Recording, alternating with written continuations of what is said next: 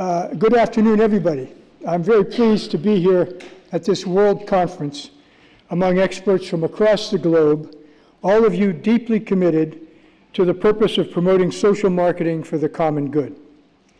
My personal goal over a long career has been to make significant contributions to solving major social problems. And I'm guessing that that goal is very close to yours as well. I've been asked by the conference planners to try to look back and to look forward, and that's what I'm going to do this afternoon. Social problems are a big challenge, as we know, for all of us. But like many of the old-timers in social marketing, I began on the commercial side of the marketing world. And I learned the basics of marketing at Unilever. But before that, I learned humility. And before being ensconced in our fancy headquarters in New York City, eventually as a brand manager, I went through sales training, learning the business from the bottom up by working wholesale and retail. And this is key to any marketing endeavor, as you well know, being on the ground and among real people, your customers and your consumers. And after a quick orientation, I was given a station wagon. Probably few of you know what a station wagon was. It was the ancestor vehicle to today's SUVs, full of products and promotional materials, and a sales bag. I still have that sales bag. And I was sent off into a sales district in upstate New York. Now, at the time, Lever in North America had a large product line, but our mainstays were laundry detergents. And I had two business suits, which I alternated day by day. And by working the shelves in supermarkets and slogging through warehouses, I collected a lot of detergent powder in my cuffs and my pockets. And when it rained, I sudsed, sometimes up to my ankles. It was not very dignified, but it was a good way to learn the business. And in time, I took my marketing skills to a hot New York ad agency, Wells Rich Green. Now, this is back in the days of Mad Men. And Wells Rich Green was run by Mary Wells. She was probably the most successful and most flamboyant woman ever to preside over a Madison Avenue agency. As a matter of fact, she married one of her clients. And this is not a strategy I've heard today so far. So now at this ad agency, I was working on hair cream, I was working on dog and cat food, on kids' cereals. Now that was maybe a step up from my detergent days. I was doing well, but something was definitely missing, which I vaguely defined as social relevance. Now, a famous American football coach once said, you have to be smart enough to play the game and dumb enough to think it's important. And my colleagues and my competitors were plenty smart, but I just didn't think my work was all that important. And the turning point came the day I returned from a client meeting with 2 test products in plastic bags. One was a new kid's cereal, and one was a new dog food. And a young copywriter came into my office, and he said he was working on ad concepts for the kid's cereal. And he asked to see the product. And as a joke, I reached into my briefcase, I took out the soft, moist, extruded dog food, and I threw it across the room to him. And without much of a glance, he said, yeah, we can sell that. And that did it for me. I needed a new, more relevant direction in my career. But what and how?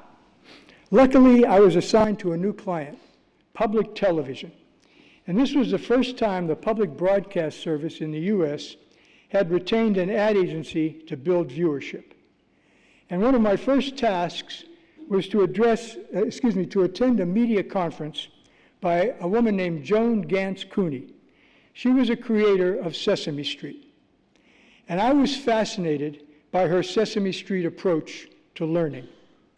She was an educator, yes, but she was also, and clearly, a marketer. And the thought struck me that marketing principles and practices could be applied to ideas and issues and causes just as effectively as to the products that I had been promoting. It was my breakthrough. And I took this concept to Washington, D.C. to help market the Peace Corps, which wanted to reposition itself at the request of the host countries. They wanted more older and more experienced volunteers, including nurses, agricultural experts, and MBAs. And they wanted more people who looked like the citizens in the countries where we served. And while I was there, I analyzed the study of returned Peace Corps volunteers. And their primary concern upon returning home was that the sand would blow over their tracks, and the work they did in the developing world would disappear. And that remains a key problem for all of us here today: how to sustain social progress. Change is seldom permanent, and it can be reversed. New generations grow up, lessons are forgotten, program funds are diverted, and technologies change the landscape. And I then built on my search for relevance, my marketing background, and my Peace Corps experience by co-founding a company, Porter Novelli, with a colleague who had a similar background, Jack Porter. And we decided to apply our marketing skills to what we thought Washington was all about: health and social issues. Now, you may be aware that Washington is really about power, politics, money, and sex. But we were naive. We didn't know any better. And it actually paid off. We became involved in many health and social issues, including environmental protection, cancer and high blood pressure control, and also reproductive health and infant survival in developing countries. And at Porter Novelli, we were trial and error practitioners, in essence, a bunch of soap salesmen, not theorists. But we consulted with academics who were thinking about social impact, like Phil Kotler there at the left, who is, as you all know, a guru and the colleague of Nancy Lee and her wonderful new book just out, the 6th edition. And on the right there is Ellen Andreasen, whom we brought into social marketing by asking Ellen to do a marketing audit at the National Cancer Institute where we were working. We also consulted with Paul Bloom at Maryland, Chris Lovelock at Harvard, and along the way we pioneered in social marketing, and we helped to create the discipline that we all know today. And at Porter Novelli, as Porter Novelli took on many, many other kinds of clients, I wanted to focus entirely on social issues. And so I left my firm, and this was in New York, I went across Manhattan, and I oversaw care for several years, working in some 40 developing countries. And then I started the Campaign for Tobacco-Free Kids to fight the tobacco wars. Now, this was back in the days when the Food and Drug Administration in the US was trying to assert jurisdiction over tobacco. And the legal argument was that nicotine is a drug. Cigarettes are drug delivery devices. The FDA regulated those, and therefore they had oversight over tobacco. And the tobacco industry said, "The hell you do." And a huge fight broke out. And that war continues across the world. But in the US, at least, we've made substantial progress. Now, of course, the tobacco industry is relentless, and you can never, ever lower your guard. Following that experience, I went on to become the CEO of AARP, which some of you may know is a large, powerful US organization of some 38 million members, age 50 and older. AARP is a social impact and a member value organization with considerable clout in policy advocacy. One of the things we did was to tip the scales to get prescription drugs into Medicare, the health insurance program for older people.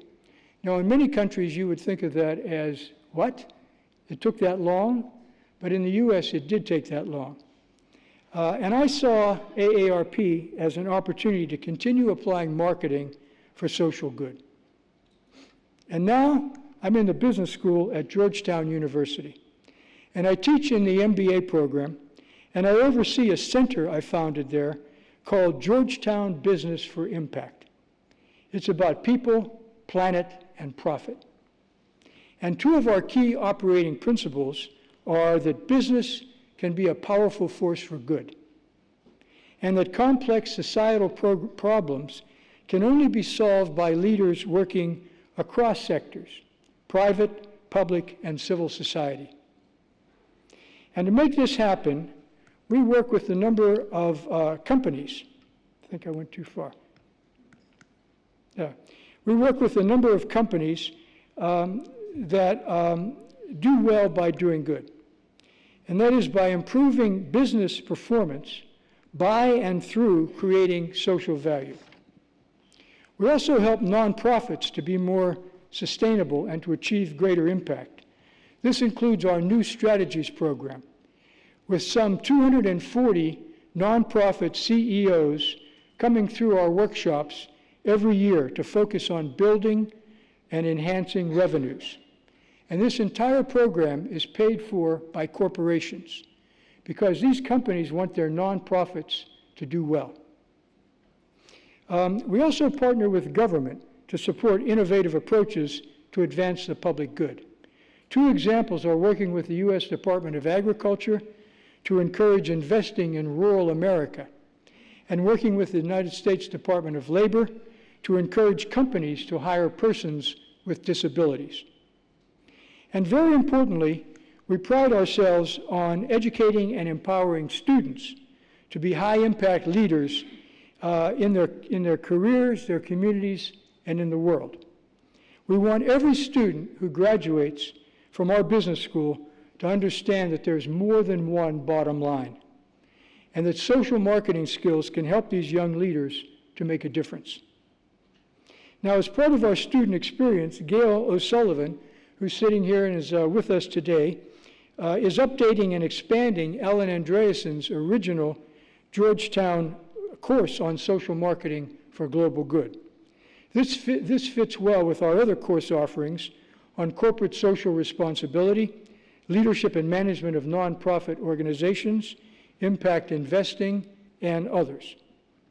And in addition, we're creating a unique certificate program for MBAs in response to student demand to help students increase their knowledge and their skills and their experience in social impact, and to help them with future employment.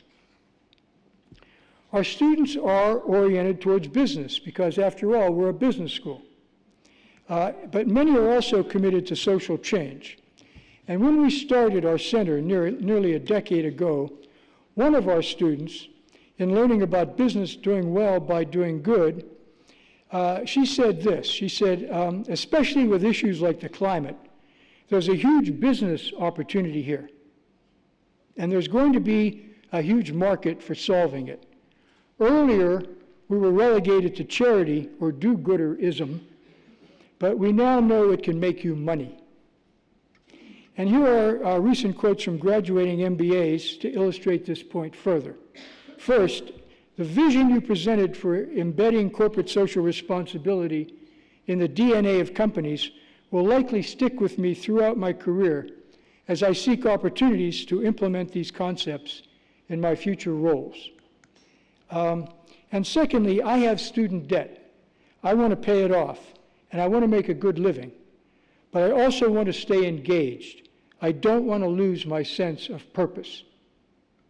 Now, Bank of America is our founding partner, and others of our corporate partners include Philips, Transamerica, Nestle, Unilever, General Mills, VF Corporation.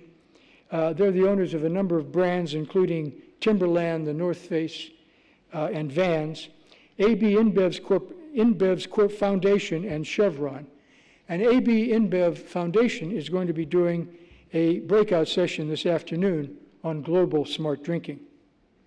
Now, among the issues we're tackling with these corporate partners are obesity and overweight, aging independently and with well-being, responsible sourcing of apparel and footwear products in low-income countries, combating underage drinking in a pilot in South Africa, and economic development in the rural U.S. and in Africa.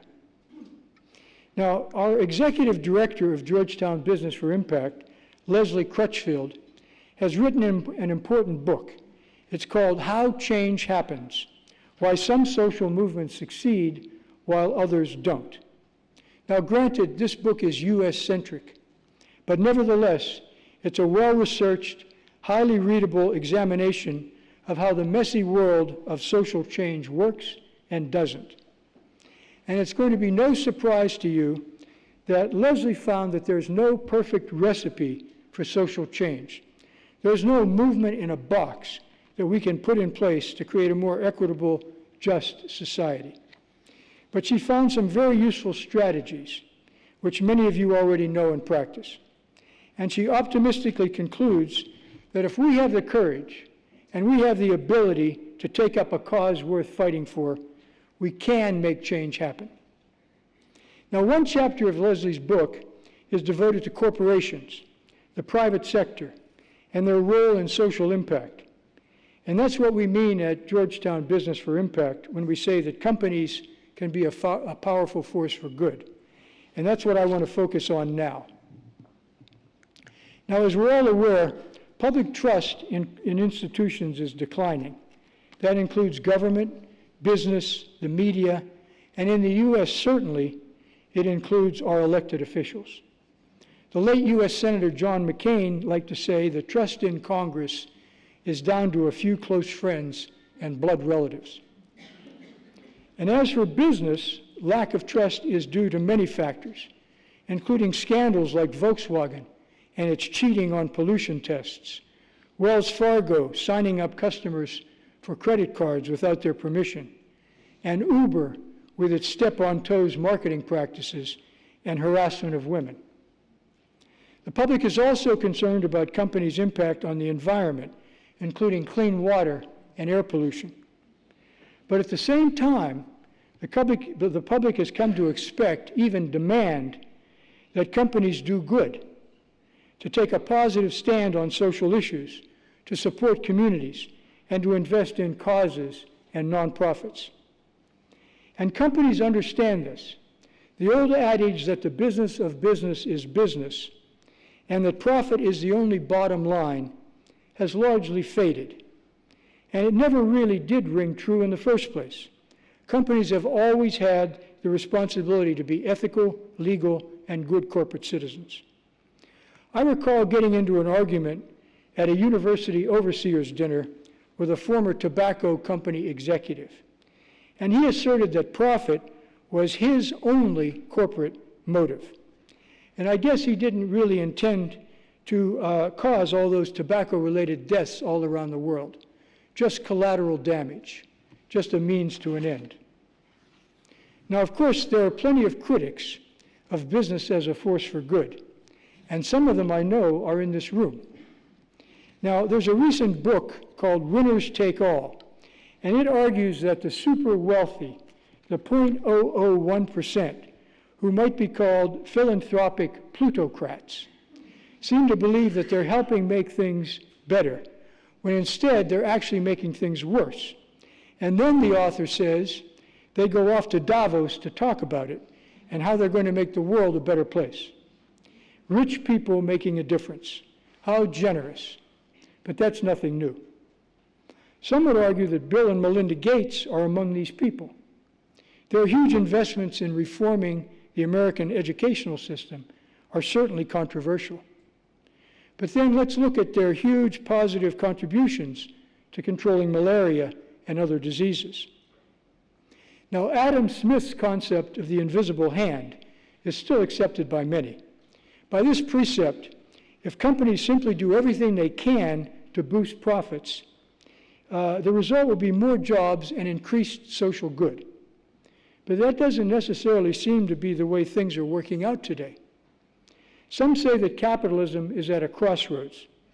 And in response, many business stakeholders, investors, management, employees, and consumers, are searching for ways to better integrate people, planet, and profit. And that's a good thing. Civil society and government often seek partnerships with corporations to bring more resources to bear in solving social problems. But sometimes that can backfire. In the US, the Sierra Club and the American Lung Association were roundly criticized when their corporate allies were involved in extracting natural gas from shale, known as fracking, which has caused environmental problems. Now, when I was CEO of AARP, a reporter called me and she said, "Are you going to attack the pharmaceutical industry the same way you attack the tobacco industry?" And I said, "Of course not. The pharmaceutical industry saves lives, whereas the tobacco industry destroys lives." But I also said that prescription drugs cost too much in the United States and that we were going to do something about that. Several pharmaceutical companies came to talk, and they wanted to work together on public education around risk factors like diabetes and high blood pressure. And we welcomed that. But they also made it clear that they wanted to prevent legislation that would reduce drug costs. I called our strategy Talk and Fight.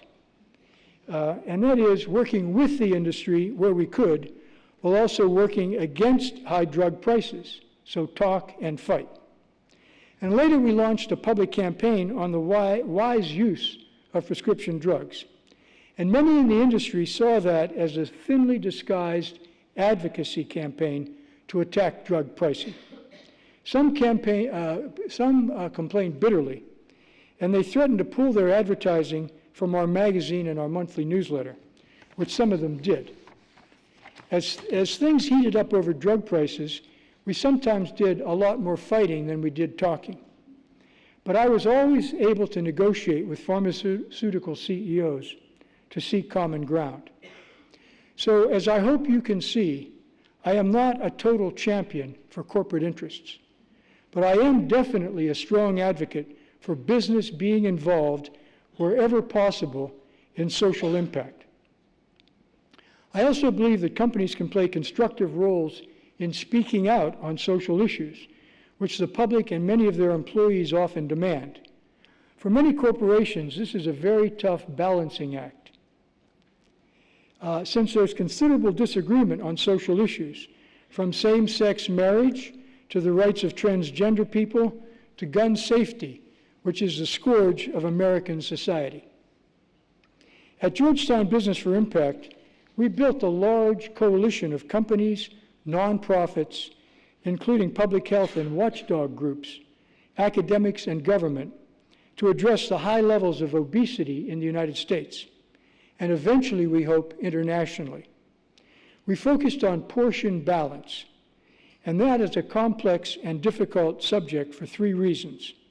First, virtually nothing has worked in achieving consumer and public behavior change. 2/3 of American adults are either overweight or obese. Secondly, a big part of the problem is out-of-home calorie consumption, especially among millennials. Getting restaurants to change their menus is a very tall order. They like to hold on to what works, and they have traditionally competed, at least in part, on the large food portions they serve. And third, food companies tend to believe they're doing a lot in product reformulation and offering smaller package sizes. They favor consumer strategies and messages, which, as I've just said, have not been very effective. And at the same time, some companies have resisted interventions like increased taxes on sodas and curbing advertising to children. So this is a very, very tough challenge. But without companies involved and at the table, it would be virtually an impossible challenge.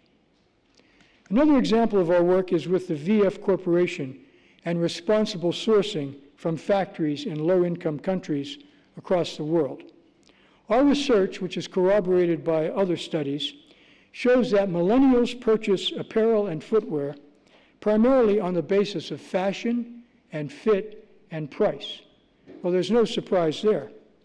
But we found that before they will even consider a brand or an item, they want to know that the company behind that brand is acting responsibly and how it treats the workers who make those products.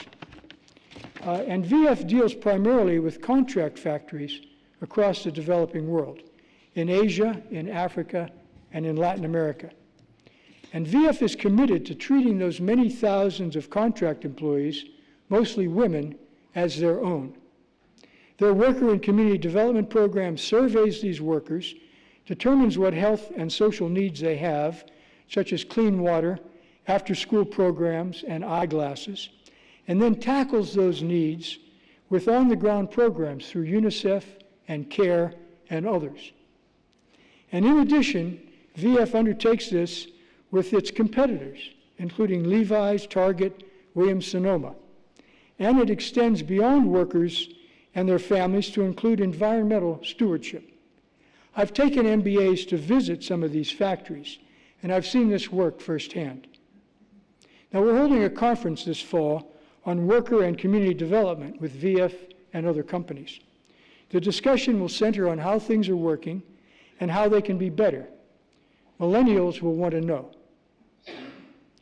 Involving corporations and developing corporate partnerships in your work and mine is not new, of course, but it is growing. The United Nations Development Program says, and I'm quoting, it supports the private sector and foundations to become transformative partners in development through research, advocacy for inclusive business, facilitation of public-private dialogue, and multi-stakeholder partnerships. UNDP also says that the private sector plays an essential role in humanitarian preparedness, response, and recovery efforts. UNDP has what it calls the Connecting Business Initiative, and with climate change bringing increasing climate-related emergencies, this is going to become more and more important. Now, USAID has its private sector engagement policy to, quote, work hand in hand with the private sector to design and deliver our development and humanitarian programs in all sectors. They call it, quote, a more sustainable shift in the journey to self-reliance. Merck for Mothers, sponsored by the International Pharmaceutical Company, is dedicated to reducing maternal mortality. It partners with WHO, USAID, and others. And recently I talked to Julie Gerberding. She was the former head of the Centers for Disease Control and Prevention in the US, and she's now a high-level executive at Merck. She said they've extended their range into refugee camps on several Greek islands, where, as she put it, many of the pregnancies are forced. Now, I've mentioned CARE, one of my alma maters, several times.